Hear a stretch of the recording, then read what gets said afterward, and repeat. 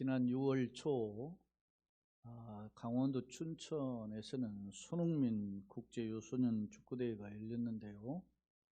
이 대회 주관자인 손흥민 선수의 아버지인 손홍정 감독은 인터뷰를 통해서 손흥민 선수가 월드 클래스가 아니라는 생각에는 변함이 없다라고 밝힌 바 있습니다. 손흥정 씨는 몇 해 전에도 손흥민 선수가 세계 최고 선수가 아니라고 말을 했는데요. 아니, 세계 최고 축구 클럽에서 득점왕을 차지한 선수가 세계 최고 선수인 월드 클래스가 아니면 누가 축구의 선수이겠습니까? 하지만 그럼에도 불구하고 손흥정 감독이 자신의 아들이 월드 클래스가 아니라고 거듭거듭 밝힌 점에는 그만한 이유가 있습니다. 손 감독은 인터뷰 동안 몇 가지 표현을 강조해서 사용했는데요. 그 내용을 들여다보면 예를 들면 화무심해롱이다. 또 산이 높으면 골도 깊다. 올해 풍년이었다고 내년에 풍년이 된다는 법이 없다라는 등의 표현을 사용해서 자신의 아들인 손흥민 선수가 현재에 만족하지 말고 아직도 채워야 할 10%의 부족함을 위해서 노력했으면 좋겠다라는 의도를 거듭 강조했습니다. 사랑하는 성도 여러분, 여러분은 손흥정 감독의 인터뷰 내용을 어떻게 생각하십니까? 적어도 손흥민 선수가 세계 최고의 선수로 활약함에 대해서 누구보다도 자랑스럽게 생각하고 기뻐하는 사람은 바로 손흥민 감독을 비롯한 가족들일 것입니다. 하지만 그럼에도 인터뷰 내내 겸손함을 강조했고 또 노력해야 한다는 점을 강조한 것을 볼 때 손흥민 선수가 축구 실력도 대단하지만 더 중요한 인성을 잘 배웠구나 하는 생각이 들었습니다. 사랑하는 여러분, 현대 사회를 가리켜서 자기 PR 시대라 이렇게 말합니다. 때문에 사람들은 조금 잘하면 자기를 조금 더 돋보이게, 더 아름답게 나타나기 위해서 포장하거나 떠들어대는 경향이 왕왕 있습니다. 이러한 과대 포장의 문화는 방송계에도 나타나 있고 연예계, 스포츠계를 막론하고 쉽게 들여다보면 발견할 수 있는 현상들입니다. 때문에 자신을 낮추는 오늘 이 손흥정 감독의 모습을 보면서 참 겸손하다, 귀하다라는 생각이 듭니다. 그렇다면 오늘 나는 어떤 존재로 평가받기를 원하는가?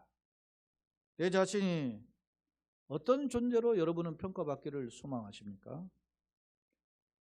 오늘 우리는 골로새 4장 10절의 말씀을 통해서 드러나지는 않지만은 참으로 고귀한 일꾼은 누군가에 대해서 살펴보고자 합니다.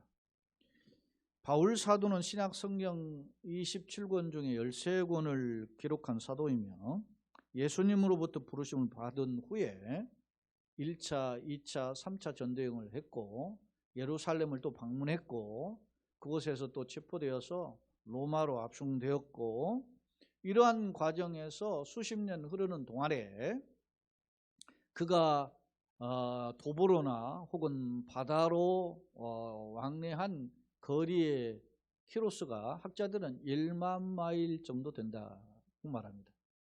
키로수로 환산하면 16,000km에 해당되는 건데요. 서울 부산 간의 거리가 400km 정도 고속도로 기준이기 때문에 40번을 다닌 거리라고 생각이 됩니다. 그렇다면 이게 한 번 걷는 것도 그런데 40번을 걷는다. 이게 대단한 것이죠.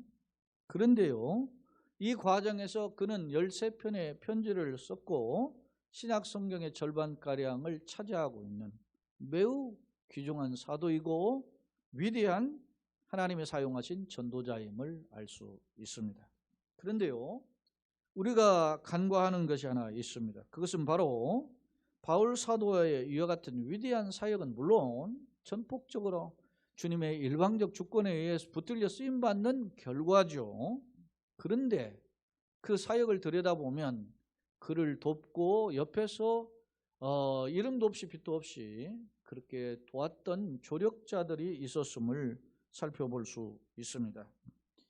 바울 사도가 예수님이 주신 힘과 능력으로 사역을 감당한 것은 분명하지만 그 역시 육신을 가지고 있던 연약한 인간이었기 때문에 특히 고린도서 11장에 보면은 여러 가지 장애물을 겪은 고난의 과정이 있었지 않습니까?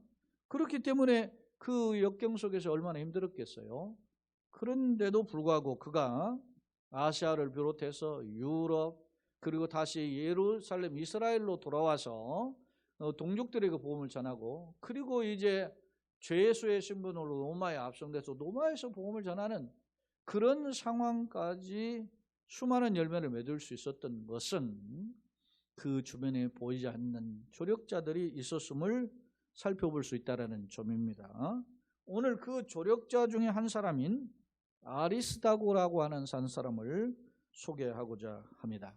그렇다면 오늘 골로새 4장에 기록되어 있는 아리스다고는 과연 어떤 인물이었을까요?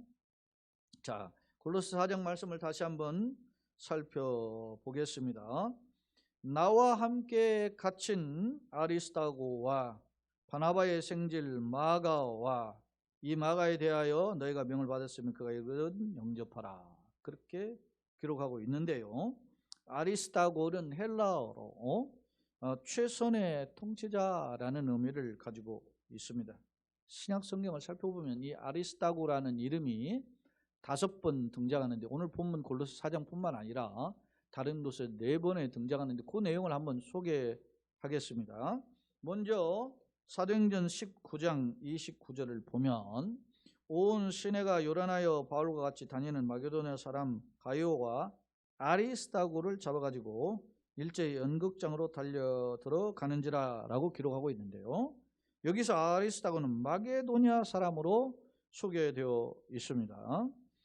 이때는 사도행전 19장의 내용인데요. 사도행전 19장의 당시는 에베소에서 바울이 사역할 때의 상황을 기록한 내용이에요. 에베소 사역은 바울의 제3차 전도여행 때 있었던 건데요. 그때 바로 아리스다고가 있었음을 알 수 있습니다. 동시에 20장 4절에 보면 아시아까지 함께 가는 자는 베레아 사람 부로의 아들 수바더와 데살로니가 사람 아리스다고와 세군도와 더베 사람 가이오와 및 디모데와 아시아 사람 두기고와 드로비무라 라고 기록하고 있는데 여기서도 아리스다고를 데살로니 사람으로 소개하고 있어요.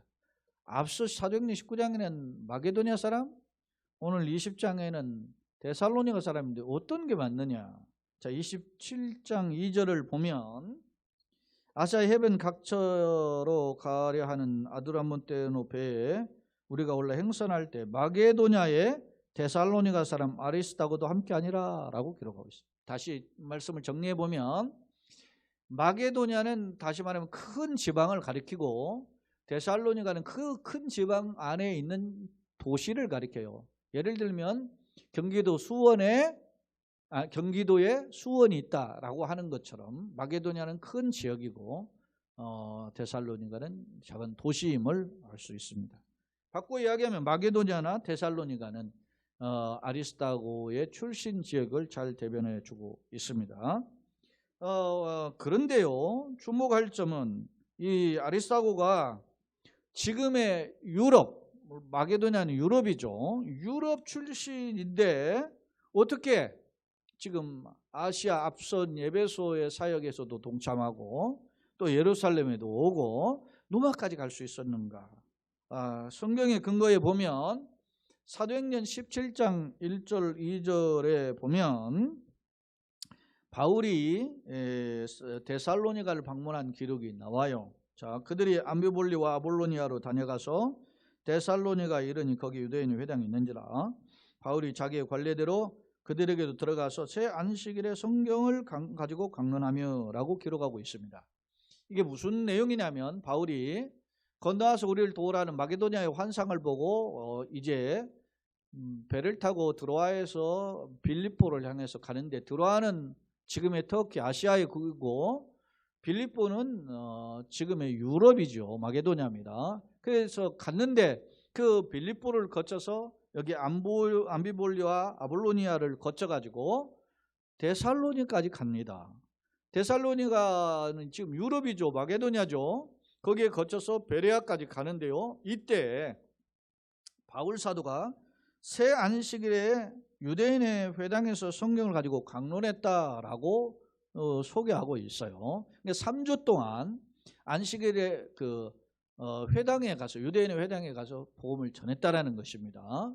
이걸 근거로 학자들은 이때 바울의 2차 전도행이거든요. 이때 이 아리스타고가 데살로니가에서 전도 복음을 전하는 바울에 의해서 주님을 영접했던 사람이다라고 소개해요. 특별히 그가 유대인의 회당에 출입을 하던 자니까 이방인으로서 유대교를 믿었던 그런 사람인데, 예수 복음을 전하니까 그가 기독교로 개종했던 사람이다, 이렇게 학자들은 설명하는 것입니다. 다시 사도행전 19장 29절을 또 와서 앞서 살핀 말씀인데요, 다시 살펴보겠습니다. 온 시내가 요란하여 바울과 같이 다니는 마게도냐 사람 가이오와 아리스타고를 잡아가지고 일제히 연극장으로 달려 들어가는지라, 이렇게 소개하고 있잖아요.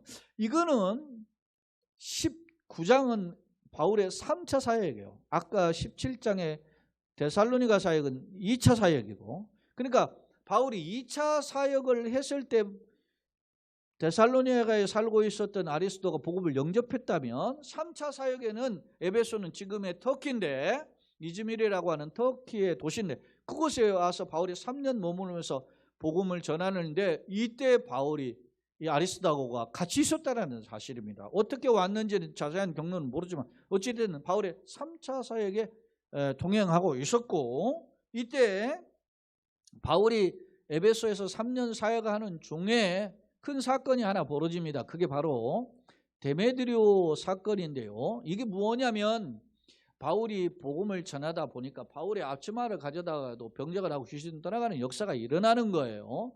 그러니까 그 당시에 에베소에 살던 사람들이, 야, 우리가 마술도 하고 말이지, 이렇게 이방 신을 섬기고 그랬는데 아무 효과도 없는데 바울 하니까 막 기적이 일어나는 겁니다. 그러니까 그들이 그동안 쌓아놨던 마술책을 다 모아가지고 불을 살라버렸는데, 그게 은 5만 냥이나 될 정도의 어마어마한 책들이었어요. 문제는 말이죠, 이렇게 마술을 해서 돈을 벌던 사람들이 바울을 향해서 다 몰려가니까 생업이 위태롭게 된 거예요. 그래서 소동을 일으킨 겁니다. 에베소 사람들아, 우리가 섬기는 이 신이 아르테미스라는 여신이 있는데, 이 신을 섬겼는데 바울이라는 이 작자가 와가지고 사람 말이지, 이거는 막 우상이다, 막 이렇게 이야기해가지고 우리가 만 천하해졌다 하면서 막 소동을 일으켰는데, 그때 막 이 에베소에 있는 사람들 들고 일어난 난리가 났는데, 그때 마침 바울이 없었어요.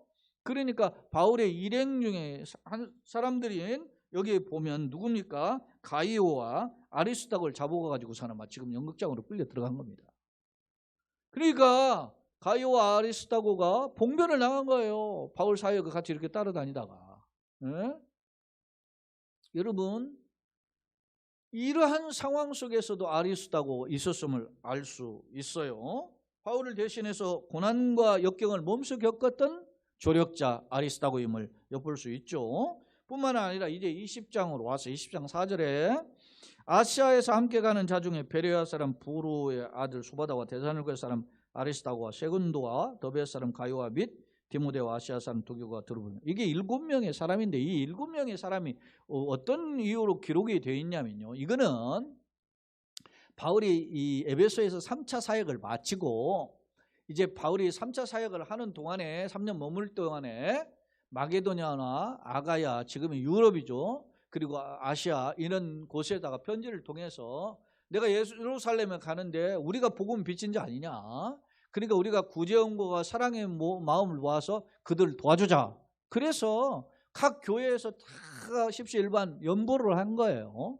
그래서 연보를 했는데 그 지역의 대표 사람들, 예를 들어서 아가야의 대표, 뭐 마게도냐의 대표, 뭐 이렇게 데살로니가 대표, 뭐 아시아의 대표, 뭐 이런 사람들을 이렇게 해서 7명을 대동하고 바울이 지금 예루살렘으로 갑니다. 그런데 그때 갈 때 이 아리스다고와 데살로니가 사람의 대표로서 같이 동행하고 있다는 거예요.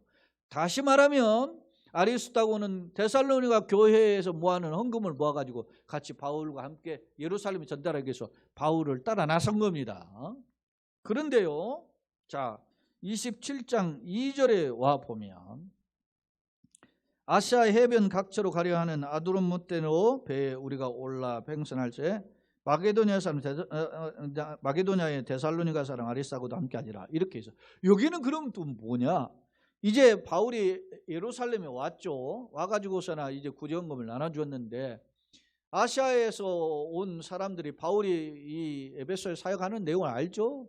이 사람이 말이죠, 하나님 율법 파괴하고 말이죠, 성전 못 오가는 말을 하고, 그런데 이방인하고 이렇게 성전을 더럽혔다고 막 충동질을 해서 거기서 예루살렘에서 난리가 났어요. 소동이 일어났어요.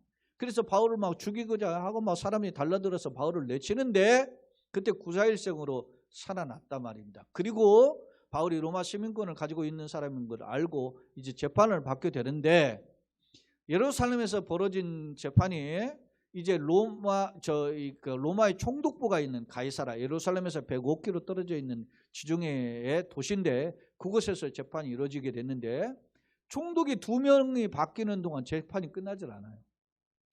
처음 총독 벨릭스, 두 번째 총독 베수도인데 그 과정 속에서 바울을 석방할 수 있는 무죄가 증명됐는데 석방을 못하는 거예요. 왜냐하면 석방하는 순간 바울 매복에 있다가 바울을 죽이려고 하는 결사대들이 40명이나 조직될 정도로 그렇게 강력하게 유대인 반발이 있었던 겁니다.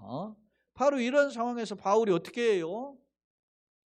하나님 예수님의 음성을 듣고 이제 두려워 말라가는 말씀과 함께 그가 황제에게 상소를 하게 됩니다. 로마의 황제, 로마 시민권을 가지고 있었기 때문에. 그래서 로마의 황제 앞에 내가 재판을 받겠다 하니까 이제 새로 부임한 총독과 그리고 그를 이제 축하객으로 방문했던 분봉왕 그 아그리빠, 이런 사람들이 로마로 이제 바울을 보내게 됩니다. 그런데 여러분 보세요. 이 로마로 항해하는 종에 이제 바다를 통해서 이제 배 타고 이제 로마로 가게 되는데, 처음에는 가이사랴에서 지금의 레바논 지역에 있는 그 시돈을 거쳐서 구브라는 키프로스라는 섬을 쪽에 있는 터키의 남부지방을 거쳐서 거기서 이제 배를 알렉산드리아는 큰 배로 갈아타고, 그리고 지중해 중간엔 크레타라는 큰 섬을 남쪽으로 의지해서 항해하다가 거기서 폭풍을 만나게 되는데, 우리 태평양에 태풍이 있던 것처럼 지중해 연안에 거대한 광풍인 윌리윌리라고는 성경에는 유라굴라로 소개됐는데, 그 광풍을 만나게 돼서 배가 14일 동안 2주 동안 막 흔들려서 파산하게 됩니다. 그래서 사람들이 먹을 것들 먹지 못하고 기진맥진하는 상황에서 하나님의 음성을 듣고 바울이 예수님 음성을 듣고 이제 겨우 구사일생으로 시실리아 남부 섬에 있는 멜리다라는 섬에서 상륙해서 살아나게 되는데, 이 여정 속에 누가 동행하고 있냐면 아리스다고라는 사람이 동행하고 있다는 점입니다. 사랑하는 여러분, 좀 한번 우리가 한번 정리해 봅시다.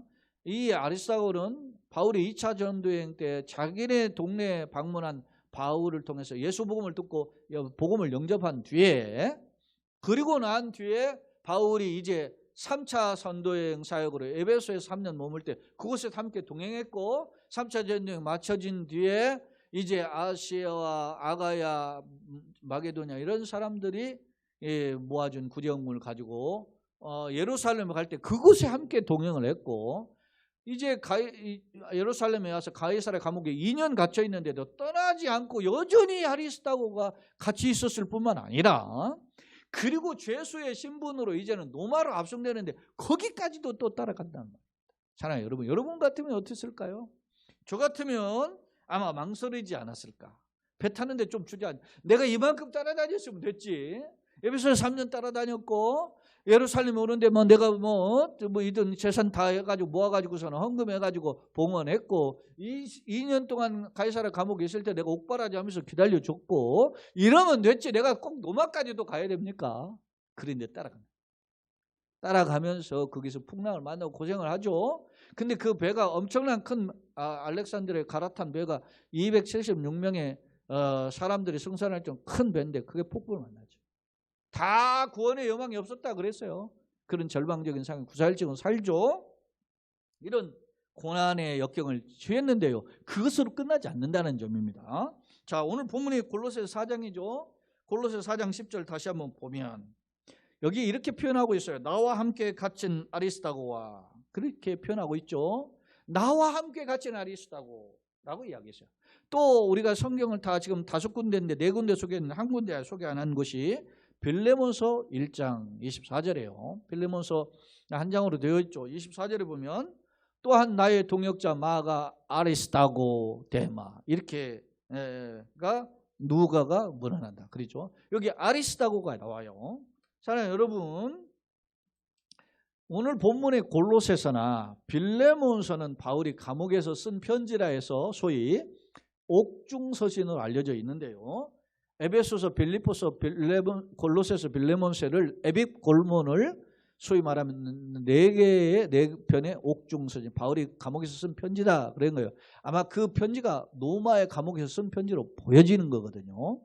그런데 여기 오늘 본문에서 보니까 나와 함께 갇힌 골로새 4장에 나와 함께 갇힌 아리스다고로 이야기한다는 것입니다. 이에 대해서 유명한 바울 신학자인 F.F. 브루스 그리고 유명한 신학자인 램지 이런 분들이 나와 함께 갇힌이라는 표현에 대해서 이런 해석을 해요. 바울을 돕기 위해서 당시에 했던 바울이 로마 시민권으로서 감옥에 있었지만 일정 어느 정도의 운신의 자유를 줬다는 거예요. 그래서 만나고 또 뭡니까 면회 오는 사람이라든 이런 사람들을 만날 수 있는 기회를 줬다는 거예요. 그런데 그걸 바울을 생각해 보시오. 바울이 지금 예수님을 만날 때 청년 때 만나고 이제 훌쩍 30여 년이 지나가는 겁니다. 25년 이상이 지나가는 도중에 그가 이제 노정이 된 거죠. 옛날로 보면 노정이죠. 그런데 얼마나 육신적으로 연약했겠어요. 그러니까 이 아리스가 한 사람이 바울을 곁에서 도와줬던 거예요. 도와줬는데 그냥 도와주지 않고 나와 함께 갇혔다. 그러니까 감옥에 직접 들어가 가지고 도와줬다는 거예요. 이 브루스라든지 램지 이런 분들의 주석에 보면 그런 설명을 달아놓고 있어요. 얼마나 이 사람이 바울을 섬기는 일에 헌신적이었는가 하는 것을 오늘 말씀을 통해서 엿볼 수 있습니다. 그렇다면 여러분 쓰세요. 이 사람이 얼마나 훌륭한 인격이었기 때문에 얼마나 사람의 마음이 좋았기 때문에 이렇게 했을까 생각해 보게 되잖아요. 도대체 이 아리스다고는 무엇에 매여서 이런 헌신을 하고 있을까? 이런 사랑을 하고 있어요. 여러분요, 사람이라는 것이 한두 번 하고 이렇게 할 수도 있어요. 그런데 이렇게 오랜 시간 특히 감옥에 있는 사람 뒷바라지하며 실제로 감옥에 직접 들어가서 자기도 갇혀서 함께 도와줬다. 이건 대단한 일이거든요. 어떻게 그럴 수 있었을까? 저는 그 근거를 바울의 고백에서 한번 살펴봅니다. 사도행전 20장 22절에 보면 바울이 이제 예루살렘을 가는데 예루살렘 가기 전에 자기가 에베소의 장로들을 이제 불러 모아서 그들에게 부탁을 합니다. 내가 예루살렘에 가는데 그곳에 무슨 일을 당할지 모른다. 자, 보라 이제 내가 성령님의 예루살렘에 가는데 거기서 무슨 일을 당할지 알지 못하노라. 그런데도 가는 거야. 무슨 일을 당할지 모르는 거예요. 실제로 예언을 하기를 바울에게 가지 말라고 이야기합니다. 당신 가면 거기서 감옥에 가고 심지어 죽을 수 있다. 우리가 이 사도행전 21장에 보면은 바울의 허리띠를 가져다가 자기 손에 묶고 이 허리띠 임자가 이렇게 묶임을 당하고 죽을 수도 있다가 경고하는 그런 예언도 듣게 돼요. 그런데 그때 바울이 막 그러니까 그 말을 듣고 막 울면서 가지 말라고 만류하거든요. 그러니까 바울이 니들 왜 울어가지고 내 마음을 상하게 하네. 나는 죽을 각오 되어 있다. 뭐 이렇게 이야기해요. 그런데 그 각오의 내용이 오늘 본문 22절에 성령에 매여서 예루살렘에 간다. 그렇게 표현하고 있고 24절에는 이런 표현을 해요. 내가 달려갈 길과 주 예수께 받은 사명 곧 하나님 은혜의 복음을 증언하는 일을 마치려 하면은 나의 생명조차 조금 더 귀한 것으로 여기지 아니하노라. 바울은 각오가 되어 있어요. 내가 받은 사명, 주 예수께 받은 사명이 뭐요?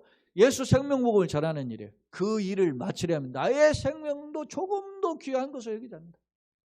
이야, 그런데 이러한 마인드를 가지고 바울이 복음을 전하는 것을 2차, 3차 전도행 그리고 예루살렘에 와서 2년 재판받는 과정, 로마로 압송되는 과정에서 이 아리스다고 옆에서 보았던 것입니다. 사랑하는 여러분, 바울의 편지를 보면 디모데후서에 보면 마지막 죽기 전에 쓴 편지에 보면 바울 곁에는 마지막 누가가 남아 있었거든요. 근데 이제 그때 아리스다고 이름이 거론되지는 않지만 그때까지 이렇게 보면 이 로마로 압송되는 과정에서 이 아리스다고와 의사 누가가 있었으면 할 수 있어요. 그러니까 드물게 몇 명만 바울 곁에서 바울을 도왔으면 할 수 있어요.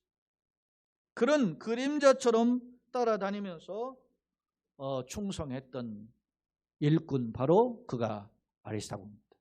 사랑하는 성도 여러분, 여러분 과연 어떤 일꾼이 되기를 소망합니까?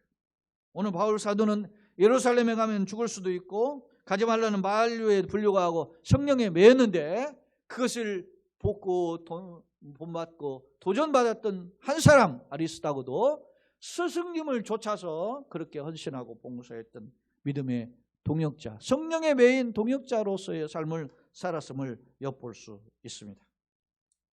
말씀을 정리해 보겠습니다.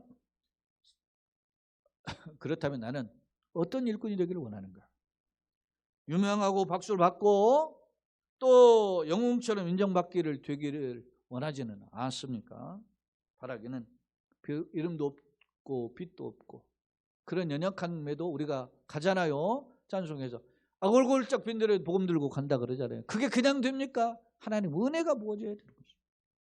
사랑하는 여러분, 오늘 아리스다고는 2차 전도여행 시 바울을 통해서 예수를 영접한 이후에 3차 전도여행 에베소의 3년의 사역에 동행했고 대베드로 사건을 통해서 그가 흥분한 사람들에게 붙잡혀서 봉변을 당하기도 했고 또 데살로니가 교인들이 모아주는 헌금을 가지고 바울을 따라 예루살렘에서 구제금을 전달하기도 했고 그리고 예루살렘에 와서 환대는커녕 오히려 거세게 달려드는 이스라엘 백성들을 향해서 바울이 감옥에 갇혔을 때 그 바울을 떠나지 않고 그 2년을 기다렸으며 그리고 이제 재판이 끝무렵 로마에 가서 황제의 재판을 받게 로마로 압송될 때 죄수의 신분으로 가는 과정에서도 그가 부끄러워하지 않고 동행했어요. 생각해 보세요.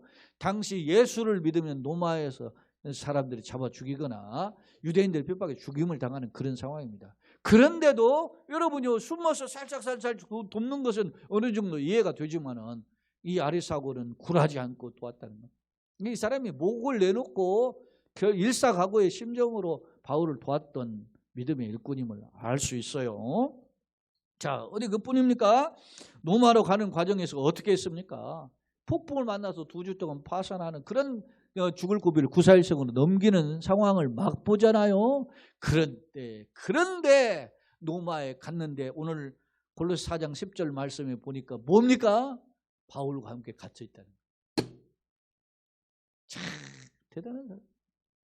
바울은 위대한 전도자에게 대모다하는 우리가 존경하는 분이죠. 그러나 여러분 이 아리스다고는 제가 보기에는 더 귀한 일꾼. 오늘 말씀의 제목이 그거 아닙니까? 드러나지 않지만 참 고귀한 일꾼이. 자, 여러분 오늘날 우리는 박수받고 인정받고 1등하고 사람들 앞에서 말이지 고개를 으쓱하는 그런 사람이 되기를 원합니다. 그런데요, 앞서 손흥정 감독의 이야기를 소개했지만 손흥정 감독이 이런 말을 했어요. 축구는 절대 혼자 할 수 없는 경기입니다. 손흥민이 많은 골을 넣을 수 있었던 것은 그의 곁에서 도와주는 많은 선수들이 있었기 때문입니다. 실제로 마지막 경기 때 그가 한 골 뒤지는 사람이었는데 그날 2골 넣고 상대 경쟁하던 사람이 한 골 넣어가지고 공동 1위가 됐는데 마지막 한 골 넣을 때는요, 자기가 선수가 손흥민 옆에 선수가 자기가 넣을 수 있는 상황이 뻔히 보이는데도 손흥민에게 패스해요. 손흥민 보고 넣으라고. 그런데 결국 못 넣어요. 근데 동료들이 도와줍니다. 사랑하는 여러분, 현대 사회는 1등만 알아주는 사회입니다. 때문에 1등이 아니면 외롭고 별 대우도 받지 못하니까 초라해 보이기도 합니다. 안타까운 점은 이렇기 때문에 이러한 풍조가 교회까지 와서 깊이 침투해 있는 것이 우리의 모습입니다. 세상에서 잘 나가고 세상에서 유명하고 세상에 대접받으면 교회에서도 막 쉽게 장로가 되고 뭐 이렇게 직분자가 되는 그런 세태가 돼버린 거예요. 이것이 결코 건강한 교회의 모습이 아니에요. 하지만 이런 세파의 교회가 젖어 있다고 그렇다고 우리가 낙심할 필요는 없습니다. 아무리 유명해도 인생은 한 줌 흙으로 왔다가 흙으로 돌아가는 약한 존재에 불과합니다. 바울 사도는 죽기 전에 쓴 마지막 편지인 디모데후서 4장 8절에 보니까 이런 고백을 해요. 이제 후로는 나를 위하여 의의 면류관이 예비되었으므로 주 곧 의로우신 제사장이 그날에 내게 주실 것이며, 이제 후로는 주님이 의의 면류관을 나에게 예비했는데 언제 주시냐? 의로우신 재판장이 그날 주님의 재림하시는 날, 심판날이죠. 심판에 내게 주실 것이며, 그리고 우리가 같이 읽어야 할 말씀이 있습니다. 내게만 아니라 주의 나타나심, 재림을 기대하는 거죠. 나타나심을 사모하는 모든 자에게도니라 라고 말씀하고 있습니다. 사랑하는 여러분, 바울에게는 의의 면류관이 예비되었습니다. 바울이 그런데 자기만 아니라 나처럼 예수님을 기다리고 예수님의 재림을 예비하고 소망하는 자에게 주님의 의의 면류관, 영원의 면류관이 예비되어 있음을 상기하고 있습니다. 그렇습니다. 바울은 위대한 전도자 사도여서 의의 면류관이 있지만은 아리스타고와 같이 이름도 없이 조력자로서 있는 그런 사람에게도 하나님의 영광의 면류관이 예비되어 있다는 점입니다. 오늘 그렇다면 나는 어떤 존재인가? 하나님은 여러분을 비록 조력자의 삶이라도 모든 것을 여러분의 삶을 알고 계시고 여러분이 고생하고 희생하고 애쓰고 헌신한 주님을 사랑한 그 마음과 중심과 삶을 알고 계십니다. 그리고 고귀한 평가를 하시면 착하고 충성된 동안 내가 작은 일에 충성했으면 내가 많은 것으로 너에게 맡기리니 내 주인의 즐거움에 참여할지어다. 할렐루야. 이런 평가가 오늘 있게 된다는 사실입니다. 왜냐하면 그러한 걸음이, 그러한 주님을 본받는 것이, 복음 말씀대로 사는 것이, 그것이 바로 복음의 참된 능력이기 때문입니다.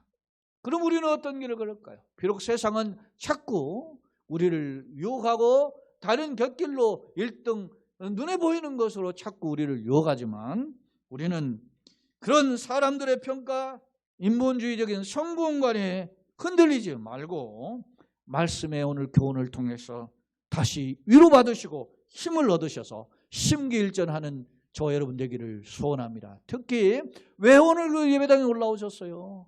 세상 말, 세상 잘 되고 세상에서 잘 나가는 말을 들으려고 온 게 아니라 비록 세상에서 힘들지만 예수님의 말씀, 복음을 통해서 내가 다시 한번 깨닫고 그래서 주님의 말씀으로 위로받아 심기일전해서 다시 한번 나아가려고 온 것입니다.